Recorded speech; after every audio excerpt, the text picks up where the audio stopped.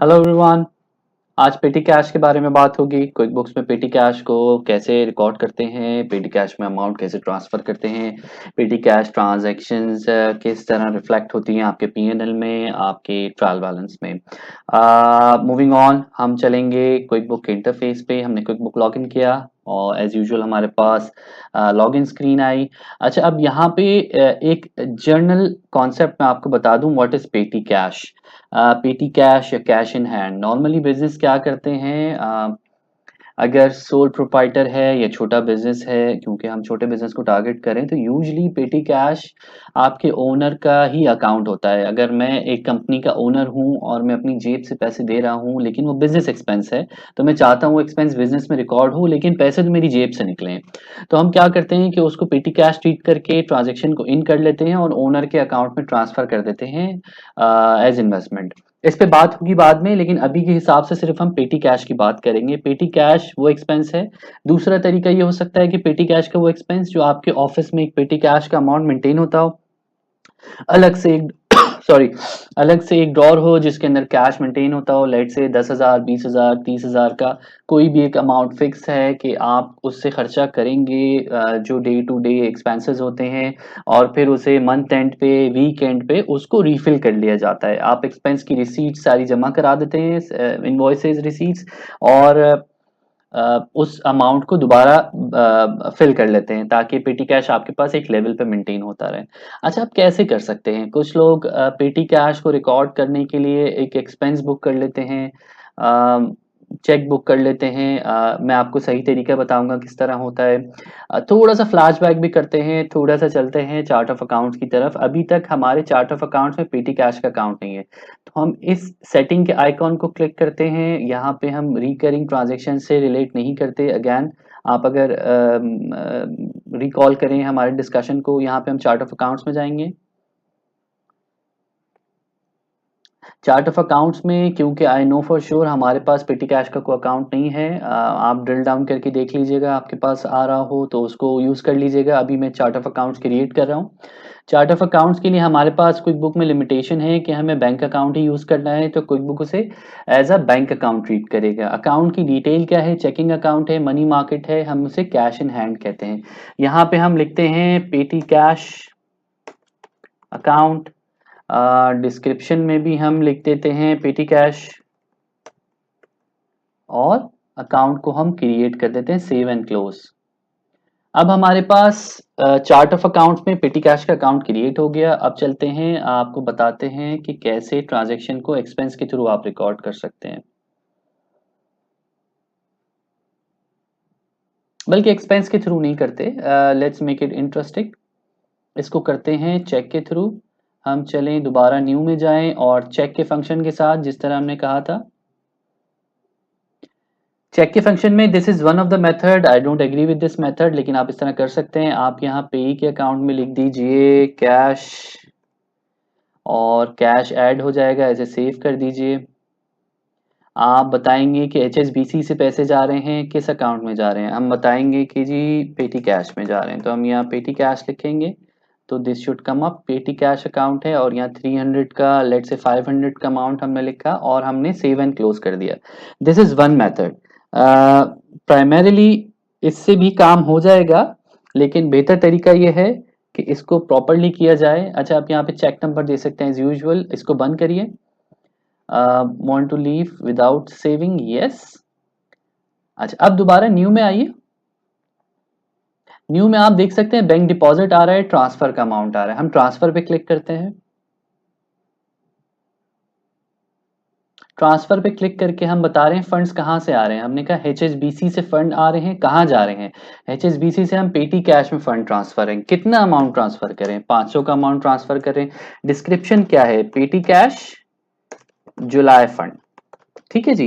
अब ये आपके पास ट्रांजैक्शन रिकॉर्ड हो गई। आपको ये बैलेंस दे रहा है कि एचएसबीसी में 13,300 है, पेटी कैश में इस वक्त जीरो है। तारीख क्या है पेटी कैश की? हम कह रहे हैं जी जुलाई फंड है, तो 1 जुलाई को जैसे ही मंथ स्टार्ट हुआ वैसे ही हमने पेटी कैश में ट्रांसफर कर दिया। अच्छा, अब इसको हम करेंगे सेव एंड क्लोज। यहाँ पे आपके पास ऑप्शन आ रहा होगा राइट बॉटम साइड पे, ट्रांसफर सेव हो गया। अब चल के इसे अगर हम ट्रैक करना चाहें कि अब हमारे पास क्या इम्पैक्ट आए, तो रिपोर्ट्स में जाइए। रिपोर्ट्स में सबसे पहले ट्रायल बैलेंस को ड्रिल डाउन करते हैं। ट्रायल बैलेंस में अब आपके पास कैश अप्रोप्रिएटली कम हो गया होगा HSBC में, और पेटी कैश में 500 का अमाउंट आ रहा होगा। ये सही तरीका पेटी कैश में फंड ट्रांसफर करने का। अच्छा, पेटी कैश में फंड ट्रांसफर कैसे करते हैं? यूजुअली आपकी अकाउंटिंग मैनुअल में कुछ डिटेल्स लिखी होती हैं कि आप इतना पेटी कैश मेंटेन करेंगे। क्लाइंट से पूछ लीजिएगा कि उसके अकाउंटिंग मैनुअल में या वो अपने बिजनेस में किस तरह पेटी कैश मेंटेनेंस को कंसिडर करता है। क्या वो ये कंसिडर करता है कि हर महीने एक सर्टेन अमाउंट पेटी कैश में दे दिया जाए और जो खर्चा हो वो उससे हो रहा हो और उसे रिकॉर्ड कर रहे हो, और फिर जैसे ही लेट से ये 500 का अमाउंट 300 पे गया तो नेक्स्ट मंथ की स्टार्टिंग में इसे दोबारा 500 पे ले आएंगे, $200 और ट्रांसफर कर देंगे। ठीक है जी। अच्छा, अब हमने पेटी कैश में अमाउंट तो ट्रांसफर कर लिया, अब अगर हमें पेटी कैश में कोई ट्रांजैक्शन बुक करनी है तो बिल्कुल एग्जैक्टली सेम करेंगे जिस तरह हम बैंक अकाउंट के लिए करते थे। हम एक्सपेंस पे गए, अब हम कह रहे हैं कि हमने पेटी कैश की कोई ट्रांजैक्शन की है, तो आप जब एक्सपेंस पे क्लिक करेंगे तो एक्सपेंस के लिए वो इंटरफेस खोल देगा। एक्सपेंस पे आपने बोला आपने किसको पेमेंट की है, तो हमने कह दिया जी अब हमारे पास आया है PTCL का बिल टेलीफोन का, हमने PTCL ऐड करा दिया, सेव कर दिया, वेंडर है। अच्छा, अब यहाँ पे हम बता सकते हैं कि जी हमने ये पैसे पेटी कैश से दिए हैं या कहाँ से दिए। हमने पेटी कैश सेलेक्ट किया, पेमेंट की डेट को मैं सेलेक्ट कर रहा हूँ 15 जुलाई। पेमेंट मेथड है कैश, कैश का रेफरेंस नंबर पेटी कैश वाउचर मैंने बनाया 1234 लिख दिया। आप यहाँ पे कैटेगरी में लेके आया, मैंने लिखा पीटी टेलीफोन। देखें टेलीफोन का कोई अकाउंट आ रहा है या नहीं आ रहा। Okay, let's use utilities. Utilities हमारे पास है ऑलरेडी, हमने यहाँ लिखा टेलीफोन एक्सपेंस जुलाई 2020। तो जुलाई का टेलीफोन एक्सपेंस है, लेट्स से जून, रीजनेबल रहे।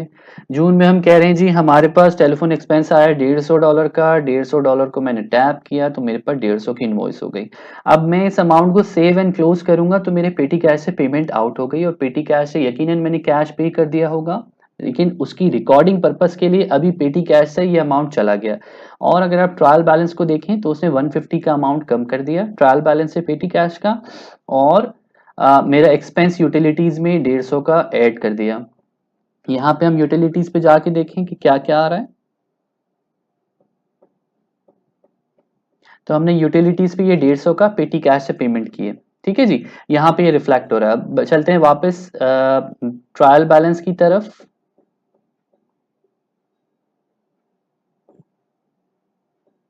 ये हमारा ट्रायल बैलेंस है, ट्रायल बैलेंस को दोबारा खोलते हैं, एक और छोटी सी ट्रांजैक्शन बुक करते हैं जस्ट फॉर सैंपल। अच्छा, अब हमने दोबारा एक्सपेंस पे गए, हमने एक और एक्सपेंस बुक करने की सोचा, एक और एक्सपेंस आया। लेट्स से इस दफा हमने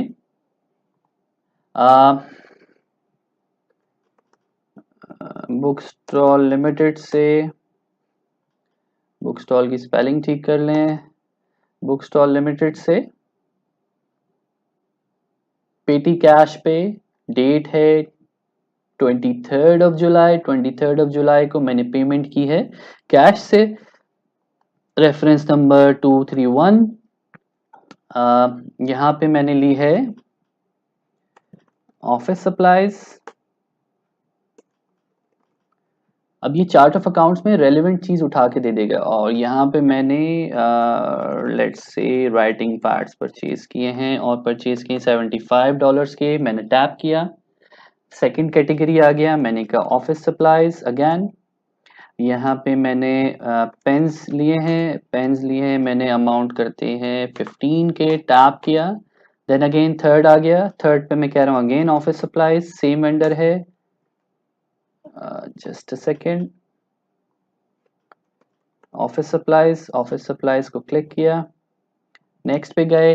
अब हम कह रहे हैं हमने परचेज किए हैं इरेजर्स,